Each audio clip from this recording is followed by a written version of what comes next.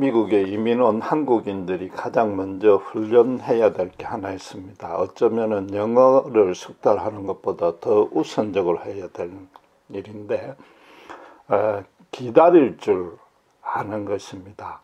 미국의 관공서나 회사는 업무 처리가 너무 느긋합니다. 이곳 LA만 해도 남북을 관통하는 가장 중심적인 프리웨이가 하나 있는데 그게 정체가 너무 심해서 확장 공사를 하고 있는 중입니다. 그런데 제가 기억하기에도 벌써 10년이 넘게 하고 있는데 앞으로 몇 년을 더 할지 모릅니다. 정체가 심하면 더 빨리 공사해야 될 텐데 그러지 않습니다.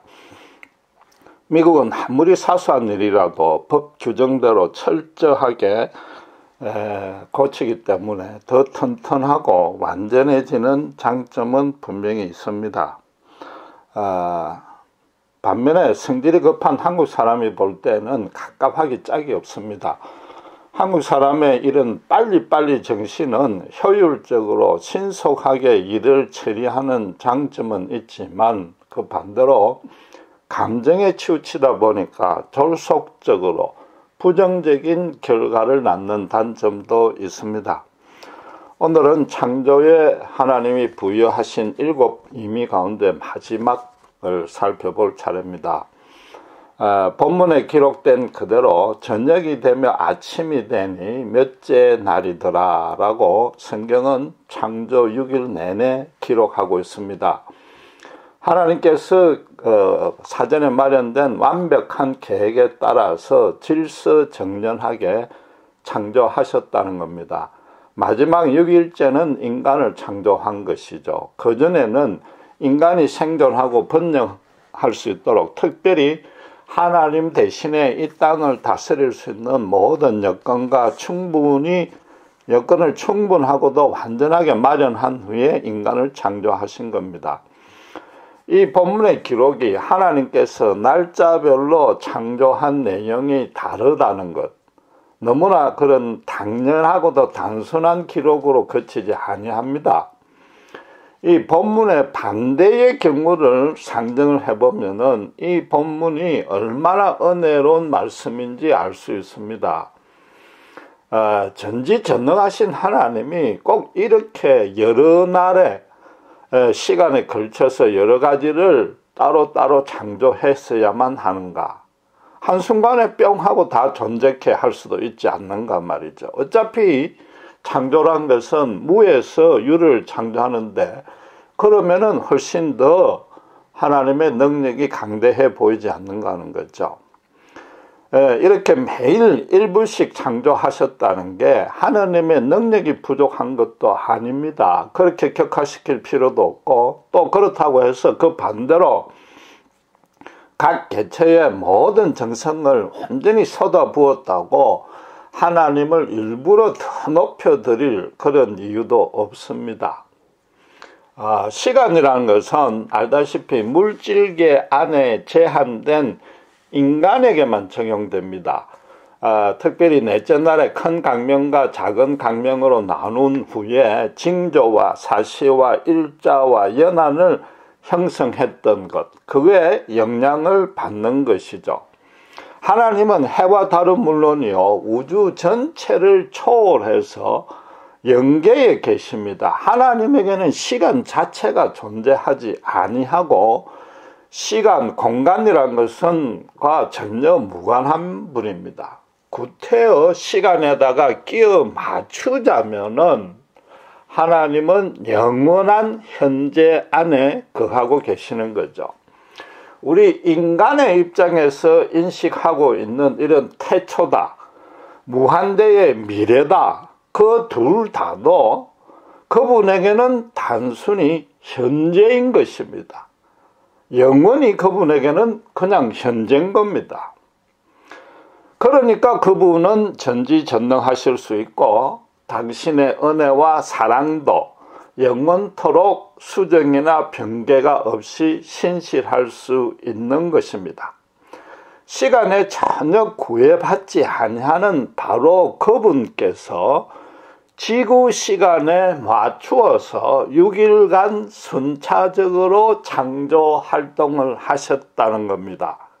그건 무슨 뜻입니까? 인간 세계와 당신께서 유기적이고도 역동적인 관계를 맺고 또 그걸 지속시키겠다는 뜻인 거죠. 하나님께서 무슨 마술을 부려가지고 한순간에 모두를 창조하실 수 있지만은 그렇게 하지 아니했단 말이죠. 만약에 그렇게 했다면은 하나님과 인간 사이에는 아무런 연결고리가 형성되지 아니하는 겁니다.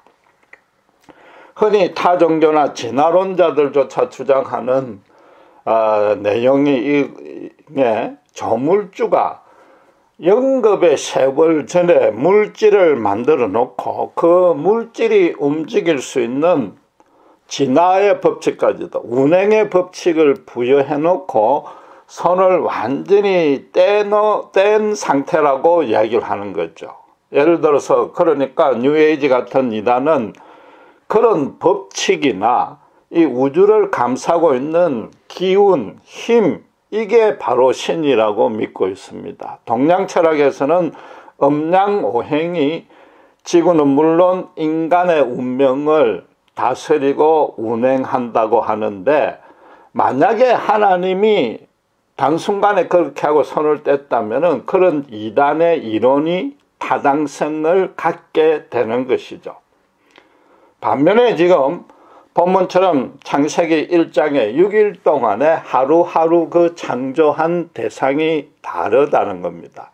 마지막에 인간을 만들어 놓고 심히 흡족해 하셨습니다. 결국 인간과 하나님 쪽에서 인간이 아닌 하나님 쪽에서 먼저 인간과 온전하고도 친밀하고 인격적인 교제를 하시고 동행하시겠다는 열망을 드러낸 것이고 지금도 그 뜻에는 단 한치의 변함도 없는 것입니다. 이 본문의 기록이 이 창조 당시의 하루가 과연 오늘날의 24시간과 같은 것인가?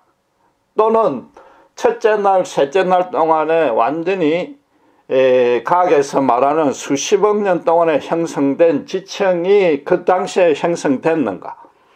동물과 식물이 출현되고 소멸된 것이 그 안에 다 이루어질 수 있는가? 쉽게 말해서 인간이 출현했을 때 공룡이 있었느냐 없었느냐 그런 식의 논란을 불러일으키는 말씀이 아닌 것이란 말이죠. 하나님께서 인간과 관계를 맺고 싶다는 이 열망 앞에 그런 논란은 아무 의미가 없는 것입니다. 다시 말하자면 그분에게는 시간이 없습니다. 1초만 해도 창조할 수 있는데 그렇게 하지 아니하셨다는 그 뜻이 더 중요한 것인 거죠. 시간을 조성하시고 그 흐름마저도 계획하실 수 있는 분인데 그분께서 만드신 그 스케줄 일정표대로 맨 마지막에 인간을 창조하셨단 말이죠. 창조의 최종 목적이 인간이란 것입니다. 역으로 말하면은 인간이 이런 하나님의 뜻을 모르고 그 뜻 안에 차고 넘치도록 내포되어 있는 인간을 향한 사랑을 알지 못한다면은 인간의 이 땅에 존재하는 의미와 가치는 없어지는 거죠.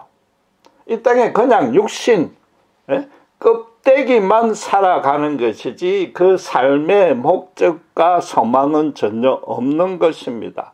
거기다가 자신의 정체성마저도 전혀 파악을 못하니까 그냥 불신자들은 헛되고 우리가 예수 믿기 전처럼 그냥 갈급하고 허망하게 살아갈 수밖에 없는 것입니다. 창조의 바로 이 7번째 의미는 시공간을 만드시고 그걸 초월하신 하나님께서 이 물질계, 이 좁은 시공간 안에 자신을 제한시키고 속박시킬 만큼 인간을 사랑하셨다는 뜻이죠. 그래서 이 땅의 모든 일을 당신께서 주관하시는 것입니다. 시간과 역사의 주관자이시자 주인공은 오직 하나님 그분이라는 겁니다. 영어가 역사를 말할 때 his story, history 그것과 똑같은 것이죠. 따라서 인간은 근본적으로 두 종류의 사람으로만 나뉩니다. 첫째는 신자로서 인간의 만사가 눈에 보이지 아니지만 하나님의 그 거룩한 손에 붙들려 있다는 것을 알기 때문에 그분께 순응하며 사는 자입니다. 두 번째는 불신자들로 인간의 자력으로 인간의 힘으로 무엇이든지 가능하다고 믿고 자기 멋대로 행동하는 것이죠. 그런데 흥미롭게도 불신자들도 흔히 신의 장난이다든지 귀신이 곡할 노릇이라고 실토를 종종 합니다. 귀신이 곡할 노릇이란 이 말이 참 재밌지 않습니까? 귀신은 곡을 하는 존재가 아니고 오히려 곡을 받아야 됩니다. 그런데도 귀신이 곡을 하니까 귀신조차도 전혀 예상치 못한 너무나 엉뚱한 일이 벌어졌다는 것이죠. 인간이 모든 것을 행한다고 해서 자기 인간의 이성과 논리와 계획과 예상과 기대는 물론 꿈에도 상상치 못한 일이 일어났다는 것이죠. 그걸 불신자들이 자기 입으로 실토를 합니다. 인간은 결코 만사를 주관할 수 없다고 실토를 해놓고도 한사코 하나님은 거부하는 거죠. 실제로 인류 역사의 아주 중요한 순간순간마다 인간이 전혀 의도하지 아니하고 서로 힘을 합쳐서 계획하고 예측한 적도 없는데 엉뚱한 방향으로 전혀 다른 방향으로 역사가 흐른 일들이 많습니다. 그리고 그 흐른 결과가 결국은 인류 전체에 아주 긍정적이고 유익한 효과를 냈습니다. 대표적으로 18세기, 19세기는 계몽주의가 발달하는 바람에 산업혁명이 일어나고 신기술이 개발이 되고 신대륙도 발견이 되고 그 등살에 진화론까지 등장했습니다. 그래서 인간의 양심과 의성으로 이 땅에 유토피아를 건설할 수 있다는 아주 그 낙관적인 생각이 팽배했습니다. 쉽게 말해서 하나님이 필요 없다는 거죠. 인간만 충분히 살 수 있다는 거죠. 그래서 종교나 기도 같은 것은 잘 배우지도 못하고 의지가 약한 사람들의 도피 수단이라고까지 비하하는 생각이 나타난 거죠. 그런데 그런 사조에 완전히 찬물을 끼얹는 사건이 일어났습니다. 잘 알다시피 1차, 2차 세계대전인 거죠. 그렇게 선하고 만물의 영장이요 고상한 인간이라고 자부했는데 그 인간이 수백만 명의 무고한 사람들을 서로 비참하게 죽였단 말이에요. 특별히 독일 나치의 홀로코스트 비극이나 일본 군국주의가 생체 실험한 것들로 인해서 당시에 그 낙관론자들에게 인간이 얼마나 사악하고 냉혹하며 잔인한지 그 실체를 똑똑히 보여 알게 했습니다. 인간끼리 낙원을 건설할 수 있다는 것이 한갓 일장천몽이었음을 깨닫게 만든 것이죠. 거기다가 무신론자, 불가지론자들조차도 그 일의 배경에는 악마가 아니고는 교활하고 음흉하고 흉악한 그런 악마가 아니고는 이런 일이 일어날 수 없다고 부인할래야 부인할 수 없게 만들었습니다. 그런데 결국 그래서 인간이 취한 탈출구가 뭡니까? 인간 자력으로 낙원을 건설하는 게 불가능하다고 깨달았으면 하나님께 겸손하게 되돌아와야 되는데 그러지 아니했습니다. 불신자들은 처음부터 하나님을 부인하고 거역하는 원죄하에 있기 때문에 그럼에도 더더욱 길을 잃어버립니다. 그래서 어떤 결론을 내리는가 하면은 인간이 알 수 있고 붙들 수 있는 유일한 진리는 인간이 이 땅에 실존하고 있다는 것 하나뿐이라고 한 거죠. 앞에서 말씀드린 대로 그냥 육신의 껍데기가 이 땅에 존재할 뿐이라는 거죠. 이 땅에 인간이 존재하는 것에 대한 의미와 가치를 찾을 필요도 없고 찾아봐야 헛사라고 결론을 내린 것이죠. 시간과 역사의 주인공이신 창조주 하나님을 부인하고 나니까 어떤 결론도 나오지 아니하는 거죠. 단 한 걸음도 진전할 수 없는 것이죠. 그럼에도 그런 그 비참한 비극 가운데에서도 기독교에서는 아주 큰 긍정적인 영향이 생겼습니다. 당시에 인간 이성으로 인간이 판단해서 성경 가운데 어느 것이 진리요 어느 것이 비진리라고 심사하고 평가하고 심판하겠다고 덤비들은 진보 자유주의 신학이 완전히 쇠퇴해버립니다. 대신에 하나님의 절대적이고도 유일하신 그 진리 되심을 인정하는 신보수주의가 나타난 거죠. 이런 일련의 흐름이 절대로 우연이 아닌 것입니다. 세계대전 전에는 수직 상승해서 최고조로 달한 교만 상태에 빠진 인간이 아우슈비츠 수용소의 그 비극으로 인해서 수직 낙하해가지고 최고의 절망 상태로 빠져버린 거죠. 이건 인간 스스로 계획한 일이 절대 아닌 일인 거죠. 꿈도 꾸지 못한 일이죠. 예를 들면은 미국 대통령이 사람이 하룻밤 자고 난 다음에 그 백악관 앞들에 알코올 중독에 홈리스가 돼 있는 상태랑 마찬가지인데 그건 정신 나가지 아니하고는 그건 불가능한 거죠. 절대 자기가 스스로 한 게 아니단 말이죠. 결국 이 모든 배경에 하나님의 거룩하신 인도가 있는 겁니다. 그럼에도 불신자들은 단 한 번도 그분 앞에 항복도 아니하시고 인정도 아니하시고 그런 역사의 흐름이 있다는 것을 감지도 하지 아니하는 거죠. 결국 그렇다면은 오늘날도 그렇고 굉장히 심각한 얘기인데 앞으로도 1차 대전이나 2차 대전보다도 그것과도 비교할 수 없는 더 비참한 비극이 언제든지 있을 수 있다는 거죠.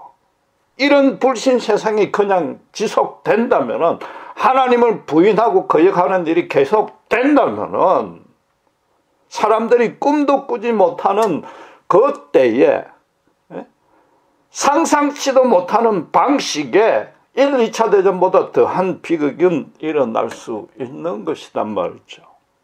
그게 뭐냐? 성경이 엄숙하게 경고하고 있듯이 계시록에서 말하는 마지막 적 그리스도의 대환란이요 아마겟돈 전쟁이란 말이죠.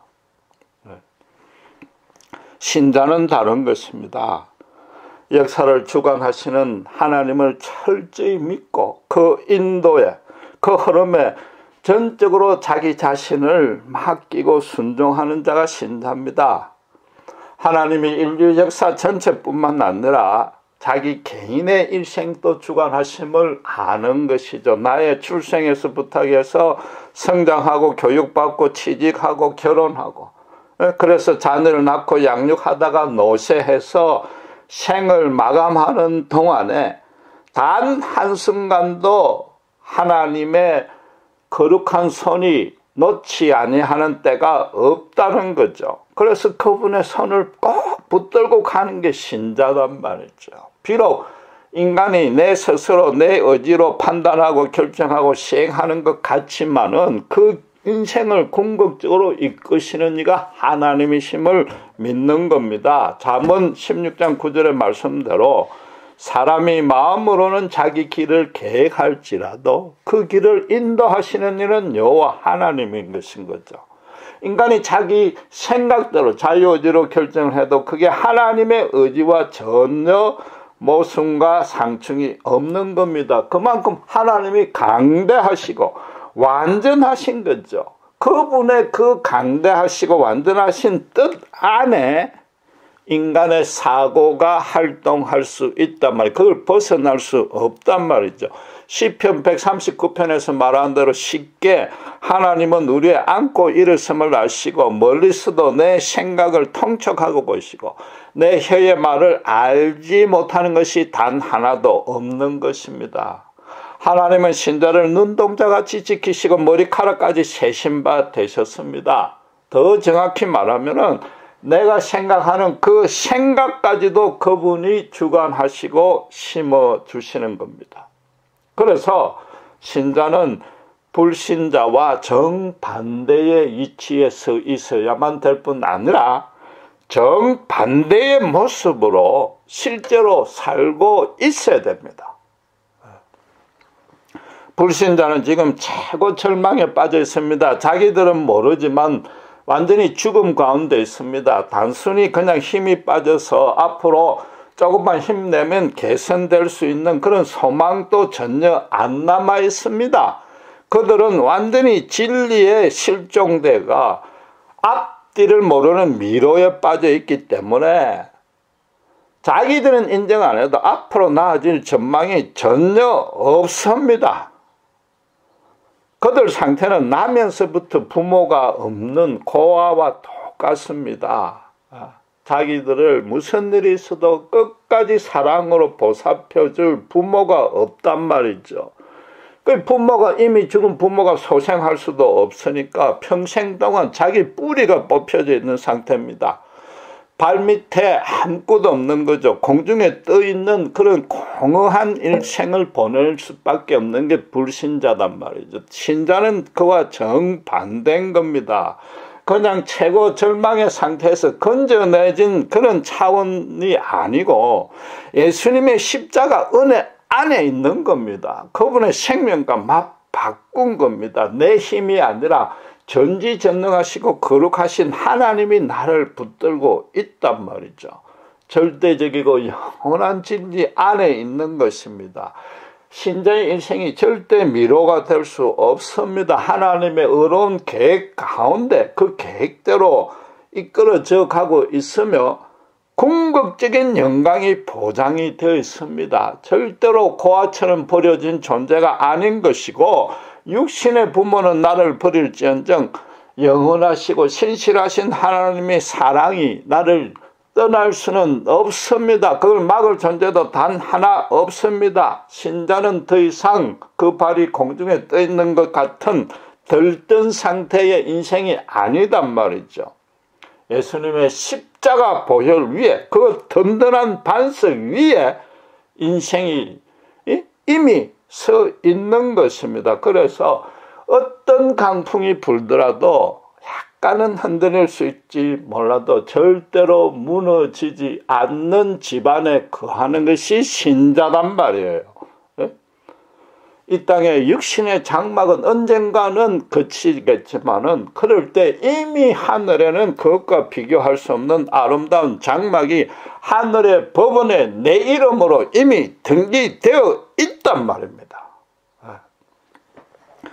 창조의 첫날부터 여섯째 날 마지막까지 하나님은 당신의 사랑과 권능으로 빈틈없이 충만하게 이 물질계 안에 부어 주셨습니다. 신자가 예수 그리스도를 영접하는 순간, 아니 그 이전에 하나님께서 그를 남은 자로 택한 순간부터 영원토록 그 동일한 은혜와 권능 가운데 있는 것입니다. 그래서 믿음이란 게 무엇입니까? 아주 간단한 것 아닙니까? 나라는 존재와 삶과 인생의 시작부터 끝이 하나님의 그 완벽하심 안에 있다는 것, 그게 믿음 아닙니까? 하나님의 완벽하심이란 건 다른 말로 하면 이겁니다. 하나님의 나를 향한 계획에 따로 대체 방안이 없다는 거죠. 하나님이 나를 향해서 어떤 A라는 계획을 시도하다가 실패하면 다시 B나 C로 변경하지 아니한다는 겁니다. 내가 아무리 도덕적으로 종교적으로 열심을 보인다고 해서 하나님이 수시로 그 플랜을 바꿔주시지 아니하는 것이죠. 하나님은 영원한 현재 안에만 거하니까 신자의 일생도 하나님 그분의 영원한 현재 안에 들어가 있는 것입니다. 하나님이 영원한 현재라고 해서 신자의 미래를 미리 보는 그런 정도가 아니고 하나님 그분의 그 크신 마음 안에 품어져 안겨져 있다 이 말입니다. 물질계와 이 시 공간 안에 제한된 인간이 볼 때만 그 하나님의 그 완벽하신 품어준 플랜이 그냥 시간에 따라서 순차적으로 나타날 뿐이단 말이죠. 창조가 6일간 질서정연하게 이루어졌듯이 그런 것이단 말이죠. 그래서 인간의 눈에는 마치 실패와 그걸 수정하고 개선하고 또 성공시키는 것처럼 하나님 쪽에서마저도 시행착오를 반복하는 것처럼 보일지라도 절대 그런 법이 없는 겁니다. 하나님은 제2, 제3의 계획을 만들어 놓고 있지 않는 것입니다. 하나님의 그 강대하심과 완전하심 안에 실패 수정은 절대 용납되지 아니하는 겁니다. 그렇다고 신자가 평생 한 가지 직업에만 맞춰 가야 되고 그 일만 하라는 그런 뜻은 아닙니다. 하나님이 인간을, 신자를 어떤 모습으로 빚어가실지, 그 인간을 어떻게 완성시킬 것인지, 거기에 절대 다른 계획이 없다 이런 뜻이죠.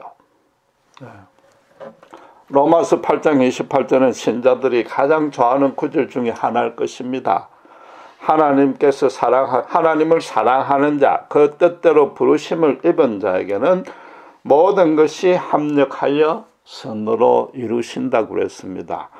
이 원래 뜻은, 본문 안에서의 뜻은 인간을 죄에서 구속하고 성화, 영화시키는 그 아우르는 구원 전체를 설명하는 내용입니다. 그러나 신자의 일생 자체가 성화와 영화를 포함하기 때문에 이걸 그냥 실제 삶에, 현실의 삶에도 적용시킬 수 있습니다. 그런데 흔히 신자들이 이 말씀을 어떻게 이해하는가 하면은 자기에게 일어난 나쁜 일이든지 실패하고 악하고 초한 일 모든 것들을 하나님이 선으로 바꿔서 최종적인 결과를 유익하게 이루어 주신다, 그렇게 단순하게만 이해하는데 그 뜻이 아니단 말이에요. 실패했다, 잘못됐다, 이건 신자가 인식하는 범위 안에 있는 겁니다. 어리석고 부족하고 죄와 정욕에 찌든 인간의 한계에서 그렇게 보일 뿐이단 말이죠. 다시 강조하지만 하나님 하시는 일에 실패와 나쁜 것은 있을 수가 없습니다. 하나님은 아예 그런 것과 공존하지도 아니하는 거죠. 지금 본문에 뭐라고요? 하나님의 뜻대로 부르심을 입은 자라고 그랬단 말이에요. 하나님의 뜻이단 말이에요. 하나님의 계획이단 말이에요. 그 계획이 수시로 바뀔 리도 없고 그 뜻과 계획이 처음부터 그 안에 나쁜 것이, 실패가 내포될 리도 절대 없는 것입니다. 신자는 자꾸만 이 말씀을 현재 내 처지가 얼마나 궁핍하고 고난 가운데 비참하게 있든지 간에 하나님이 결국 승리시켜준다는 너무나 단순하게 악을 선으로만 바꿔주시는 하나님으로만 이해를 한단 말이에요. 그러니까 믿음을 어떻게? 믿음이 끝까지 참아내는 인내력과 동의어가 되어버린 거죠. 그 가운데는 심지어 불신 세상을 향해서 두고 봐라, 언젠가 나는 예수 믿으니까 너희보다 더 떵떵하고 형통할 날이 올 거다. 내가 믿는 하나님이 얼마나 위대하고 전능한지 아느냐, 마치 옳은 말 같지만은 세상을 향한 복수 심리가 포함될 수도 있는 것입니다. 심지어 더 나아가서 내가 지금 곁길로 가고 있고 세상 쾌락에 잠시 젖어 있지만 하나님이 결국은 내 믿음을 좋게 만들어 줄 거라는 핑계거리마저도 동원되고 있단 말이에요. 그건 믿음이 아닌 것이죠. 끝까지 참아내기만 하면은 의지력이 강한 사람이 믿음이 좋은 것이요. 그럼 하나님께 복을 더 많이 받는다는 이상한 결론에 도달한단 말이에요. 그게 아니고 믿음이란 것은 하나님 하시는 일이 모두가 선하단 말이에요. 하나님 하시는 일이 다 선하고 다 크니까 그 선한 것들이 합쳐져서 최종적으로 완벽하고 완전히 큰 선을 이루시고 그걸 열매 맺으신다, 이 뜻이단 말이에요. 하나님에게 부족하고 불완전한 게, 추한 것뿐만 아니라 불완전한 게 절대적으로 영원토록 있을 수가 없단 말이죠. 하나님은 무조건 옳다, 선하다, 언제 어디서나 선하다, 그게 믿음이단 말이에요. 그렇게 되면 어떻게 됩니까? 언제 어디서나 선하니까 끝까지 견뎌낼 필요가 없는 거죠. 그게 믿음의 목표가 될 이유가 없는 겁니다. 처음에는 자기 눈에도 이해가 안 되고 너무 힘들고 궁핍하고 하나님이 혹시 실수한 것 아닌가 이런 생각이 들지라도 그 자체가 하나님의 선이단 말이에요. 그러니까 어떻게 돼? 모든 일 중에서 하나님의 뜻을 찾는단 말이에요. 내 인생을 멀리 보게 되는 거죠. 멀리만 보는 게 아니라 내 인생을 전체를 보게 된다면 하나님 뜻 안에서 더 중요하게는 하나님이 나의 인간됨을 어떻게 변화시켜 나갈까, 어떻게 아름답고 거룩하고 새롭게 만드실까, 그 뜻을 찾게 된다는 말이죠. 그러니까 지난주에 말씀드린 대로 신자는 환난 중에도 기뻐할 수 있고 염려하지 않고 즐겁게 하나님께 기도만 하면은 하나님의 평강이 내 마음을 채우신단 말이죠. 완전히 긍정적인 결과 때문만이 아니라 지금 현재 고난이 시작될 때부터 끝까지 그 안에 하나님의 크신 선이 다 있단 말이에요. 그러니까 범사에 감사하고 항상 기뻐할 수 있는 것이고, 그렇게 하는 자를 뭐라고요? 하나님을 사랑하는 자라. 성경이 그렇게 이야기한단 말이에요. 열심을 많이 바쳐서 복을 많이 받고 하나님 사랑을 받는 게 그게 하나님을 사랑하는 자가 절대 아닌 거죠. 구약에서 그런 자를 뭐라고 그랬습니까? 성전 마당만 밟고 간다고 그랬습니다. 마당만 밟고 가니까 예배도 안 드렸단 말이에요.